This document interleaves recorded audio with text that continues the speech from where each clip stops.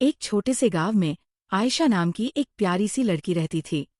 आयशा का दिल बहुत ही अच्छा था और उसकी आंखों में हमेशा दुनिया को देखने की एक नई उम्मीद थी। उसे हर चीज में कुछ खास और खूबसूरत दिखाई देती थी। जहां और लोग बस रोजमर्रा की जिंदगी में व्यस्त रहते थे, वहीं आयशा को हर छोटे छोटे पल में एक नई जादुई बात नजर आती थी।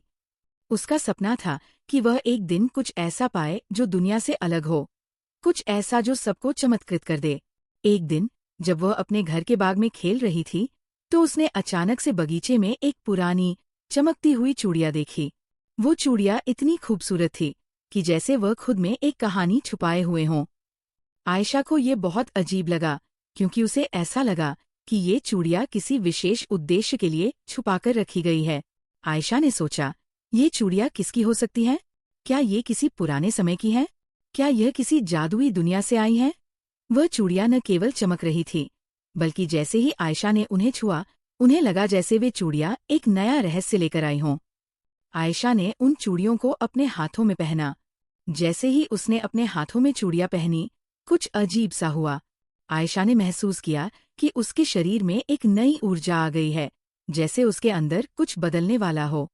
उसे लगा जैसे अब वो पहले से कहीं ज्यादा ताकतवर महसूस कर रही थी। जैसे ही उसने चूड़ियां पहनी, उसकी आंखों के सामने एक नई दुनिया खुल गई।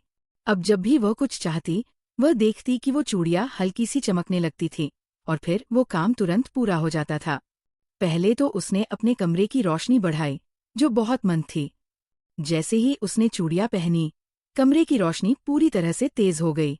फिर उसने बाग में एक पुराना पेड़ देखा, जिसे सभी लोग काटने वाले थे, क्योंकि वो सूख चुका था और उसमें कोई जीवन नहीं था। आयशा ने उस पेड़ के पास जाकर चूड़ियों की चमक का इस्तेमाल किया, और देखते ही देखते वह पेड़ फिर से हरा भरा हो गया। आयशा को ये देखकर बहुत आश्चर्य हुआ। उसे समझ में ही नहीं आ रहा था कि ये क्या हो रहा है, लेकिन उसे खुशी भी महसूस हो रही थी। अब वह जानती थी कि उसके पास कुछ खास है, लेकिन उसे इसके बारे में और अधिक जानने की जरूरत थी।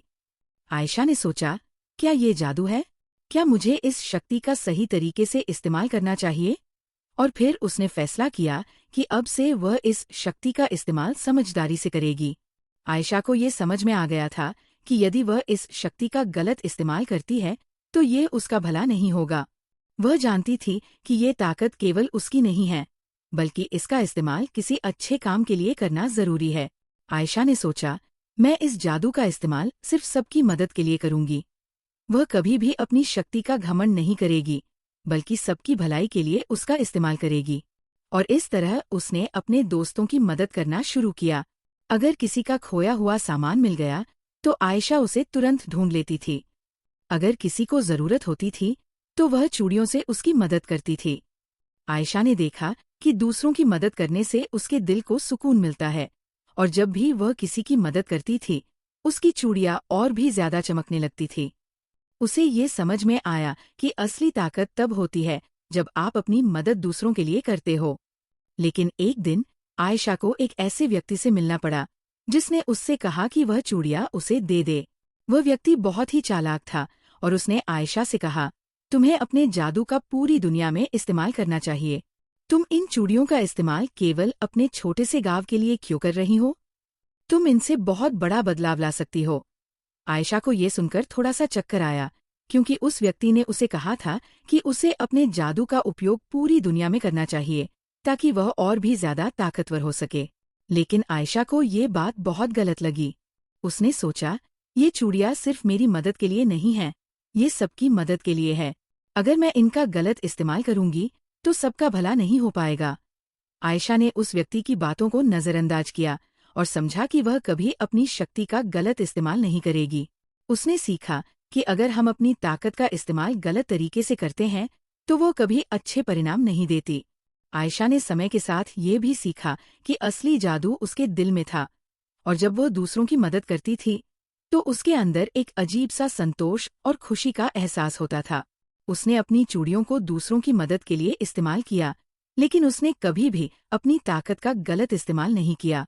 आयशा को अब ये समझ में आ चुका था कि जब हम किसी की मदद करते हैं, तो हम खुद भी बहुत अच्छा महसूस करते हैं। उसकी चूड़ियां अब और भी चमकदार हो गई थी, क्योंकि वे सिर्फ उसकी नहीं, बल्कि सबकी मदद कर रही थी। आज आयशा को गांव में हर जगह प्यार और इज्जत मिलती थी, और वह जानती थी कि असली जादू कभी भी हमारे दिल में होता है, और हम जब भी चाहें अपनी मदद से दूसरों की जिंदगी बदल सकते हैं। आज आयशा का नाम गांव के हर कोने में जाना जाता था।